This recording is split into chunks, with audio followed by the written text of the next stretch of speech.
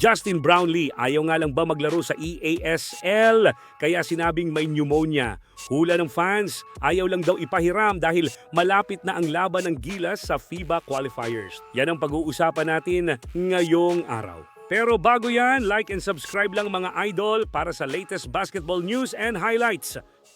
Usap-usapan ngayon sa social media ang biglang pagsulpot ni JB na nagsasabi na nakabalik na siya mula sa sakit niyang pneumonia.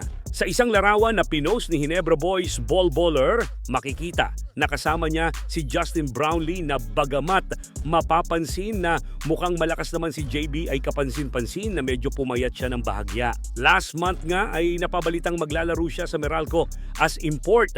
Pero 2 games na ang lumipas ay hindi pa rin nagpapakita si JB dahilan para maglabasan ang mga espekulasyon na ayaw niyang maglaro sa Meralco o sa EASL. Pero matapos ang ilang weeks na pag-aabang kay JB, lumabas naman ang balita na may sakit daw si JB at nagpapagaling sa US dahil tinamaan daw ito ng pneumonia kaya siya hindi nakapaglaro sa Meralco. Sakto naman na kamakailan ay sinabi ni Coach Tim na makakasama si JB sa unang practice nila.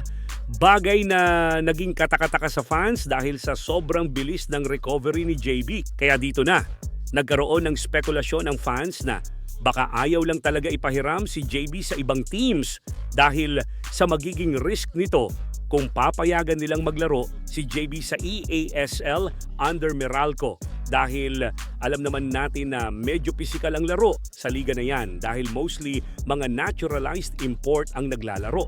Marami naman sa fans ang sumasang-ayon sa rumors na yan at sinabing maganda din na hindi siya naglaro sa EASL dahil malapit na ang FIBA qualifiers na mas importante kay Coach Tim Cone.